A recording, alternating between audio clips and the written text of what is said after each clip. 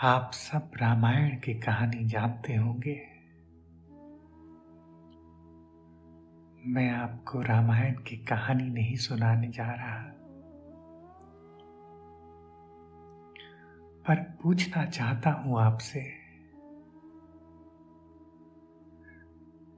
आपको क्या लगता है क्यों कही गई ये कहानी हमसे? और अगर ये घटना इतनी पुरानी है तो अब तक हम भूले क्यों नहीं इसे? क्यों रामायण की कहानी हमारा इतिहास है?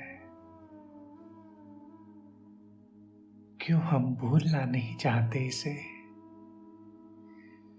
क्यों हमारी संस्कृति का अटूट हिस्सा है राम? कहानी तो रामायण से अच्छी भी कही जा सकती है, पर आखिर रामायण ही क्यों हमारी संस्कृति का हिस्सा है? ईश्वर तो और भी हुए, हमारे धर्म में न जाने कितने ईश्वर हैं, और राम को तो हमने पूर्ण अवतार कहा भी नहीं। जिस राम को हमने पूर्ण अवतार नहीं कहा, वो राम इतने रचे बसे कैसे हैं हमारी संस्कृति में? और राम तो विष्णु का अवतार थे, तो अगर हमें पूजा ही करनी है तो हम विष्णु की क्यों ना करें, राम की क्यों करें? शायद कभी उठते होंगे ये सवाल आपके मन में कि एक ऐसा अवतार जो विष्णु के पूर्ण अवतारों में से एक नहीं है, वो आखिर बाकी सारे अवतारों पर कैसे भारी पड़ गया? कैसे राम इतने वर्षों बाद भी हमारे मन में जीवित है? कैसे रामायण हमारी संस्कृति हो गई?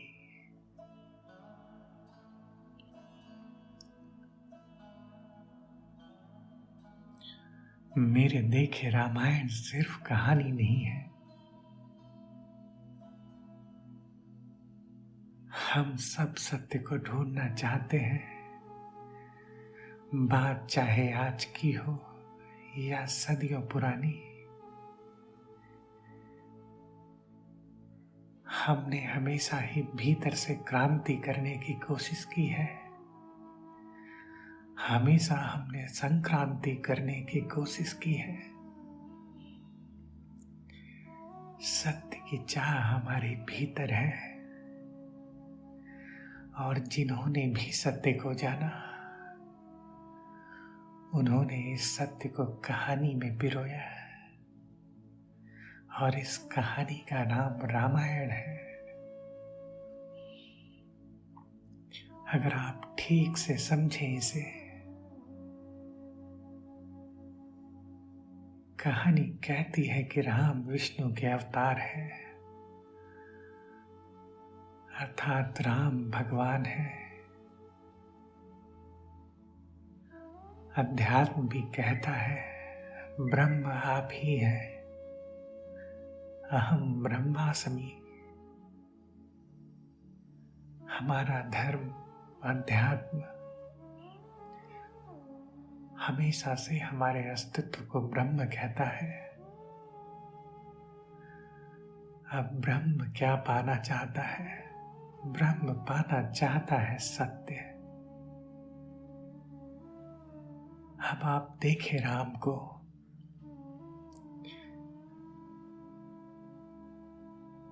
जब भगवान राम के रूप में जन्म लेते हैं तो इंसान हो जाते हैं और सत्य से दूर हो जाते हैं।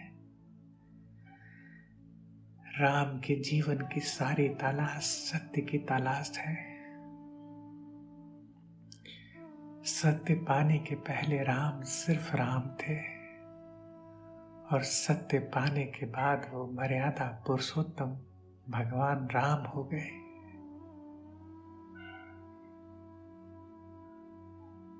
एक ईश्वर जो राम के रूप में अवतार लेता है और सत्य से दूर हो जाता है, फिर सत्य की तलाश होती है और सत्य पाकर वो वापस भगवान बन जाता है। क्या हमारी कहानी भी वैसी नहीं है? हम भी उस ब्रह्म के अंश हैं, हम भी सत्य पाना चाहते हैं।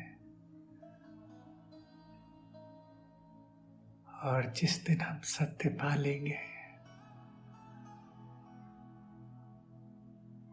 उस दिन हमारे स्वरूप का हमें स्मरण हो आएगा। बातें तो दो ही हैं, या तो स्मरण या विस्मरण।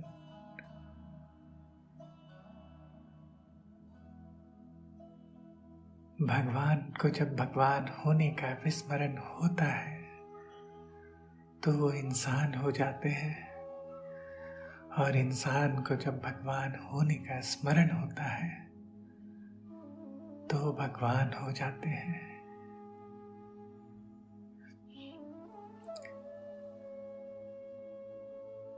राम ढूंढते हैं सत्य को। सत्य कौन? सत्य ही तो उनकी सीता है। सीता अर्थात सत्य। इस महाकाव्य में हमने सत्य को सीता कहा है।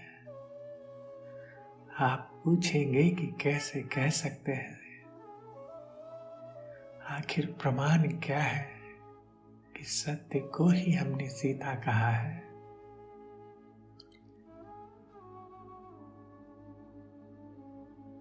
अगर आप सीता के जन्म की कहानी जानेंगे तो सीता का जन्म इस पृथ्वी से हुआ, इस मिट्टी से हुआ, इसलिए वैदेही कहलाई। जिसका जन्म देह से ना हुआ हो वही वैदेही है। एक अर्थों में जिसका जन्म ना हुआ हो, जो अजन्मा है, वही वैदेही है, वही सीता है। और सत्य का तो कभी जन्म नहीं हुआ, सत्य तो हमेशा से था। और सीता किसकी पुत्री है? सीता जनक की पुत्री है। जनक जिन्हें सत्य का ज्ञान हुआ अष्टावक्र से। तो कहानी सिर्फ प्रतीक है। अष्टावक्र से जिन्हें सत्य का ज्ञान हुआ, उस जनक की पुत्री सीता। सीता अर्थात सत्य। सत्य हमेशा से अजन्मा है,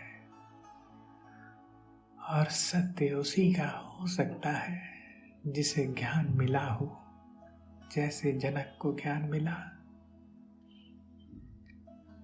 पर आखिर रामायण में हमने सीता को जनक की ही पुत्री क्यों कहा?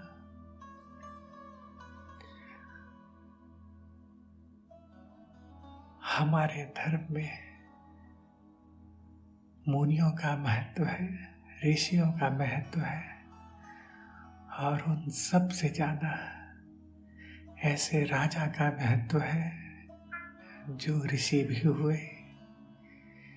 इसलिए हनुमान चालीसा की चौपाई भी है, सब पर राम तपस्वी राजा।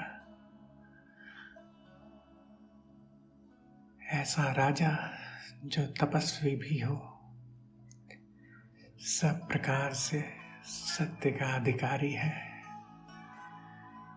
जनक भी तपस्वी राजा थे, और जनक की पुत्री ही सत्य है। तो राम उसी सत्य की तलाश करते हैं। पर अगर आप देखेंगे और ढूंढेंगे रामायण में कि सत्य राम से कैसे खोता है। रावण हरण कर लेता है उस सीता का। रावण जिसके 10 सर थे, 10 सर प्रतीक है अभिमान का, 10 सर प्रतीक है विचारों का, 10 सर प्रतीक है इस शरीर का, और 10 सर प्रतीक है इस माया का। सत्य तो आपके पास हमेशा से था, बस सत्य का विस्मरण हो आया। माया के बादल छा गए उस सत्य पर, और 10 सर वाला रावण वही माया का वो बादल है। इसलिए हमने रावण को 10 सर वाला मायावी कहा है, जो सत्य का हरण करता है, अर्थात जो आपकी सीता का हरण करता है। वो 10 सर वाला रावण अर्थात अनंत विचार जो आपको चारों तरफ घेरे हैं, और सत्य का विस्मरण हो जाता है आपको। सत्य दूर हो जाता है उस सीता की तरह जो राम से रावण हर ले गया।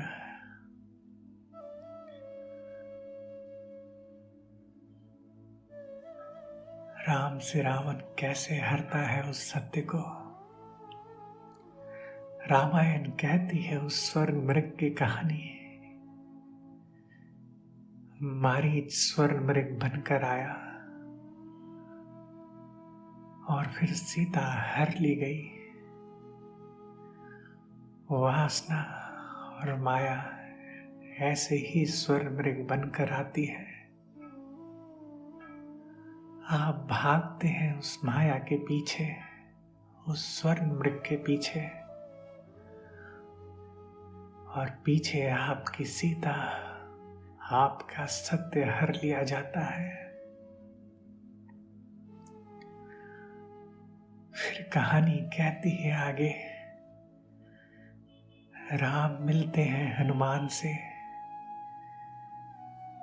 हनुमान जिसे हमेशा अपनी शक्ति का विस्मरण हो जाता है,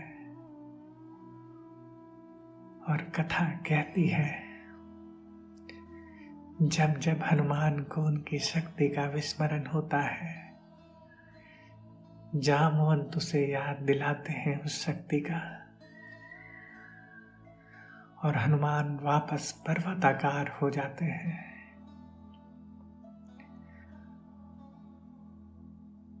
आखिर इस कहानी का संबंध हमसे क्या है? क्या प्रतीक है हनुमान यहाँ? और हनुमान को उनकी शक्ति का विस्मरण होना क्या दर्शाता है? हनुमान प्रतीक है हमारी ब्रह्मचर्य ऊर्जा के।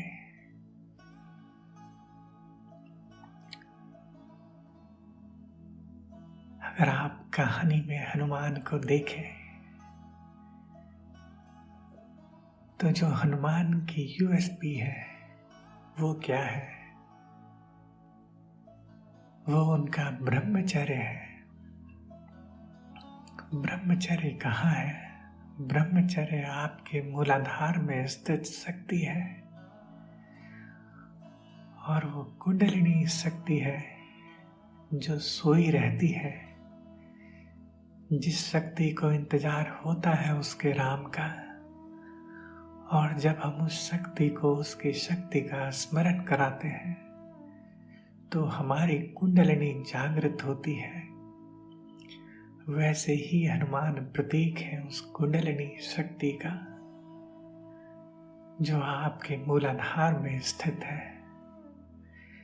इसलिए शायद हनुमान को ब्रह्मचारी दिखाया गया, क्योंकि कुंडलिनी जागरण का प्रथम चरण है ब्रह्मचर्य। क्योंकि आपको अपने मूलाधार चक्र अर्थात अपने जननेंद्रियों को अपने वश में करना होता है।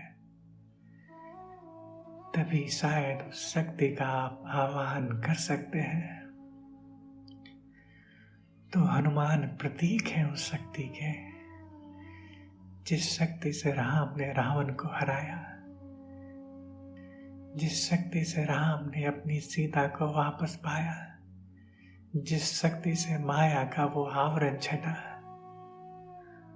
हनुमान प्रतीक है उस कुंडलिनी शक्ति के, जो राम को उसके सत्य से, उनकी सीता से वापस मिला देती है। राम अर्थात आप, ब्रह्म, जिसका सत्य जिससे खो गया,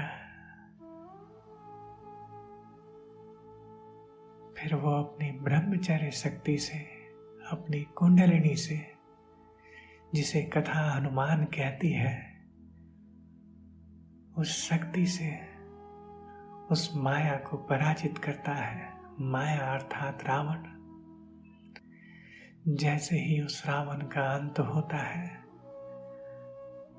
राम अपने सत्य से मिलते हैं, राम को उनकी सीता मिल जाती है और कथा पूर्ण होती है। हम सबकी यही कथा है।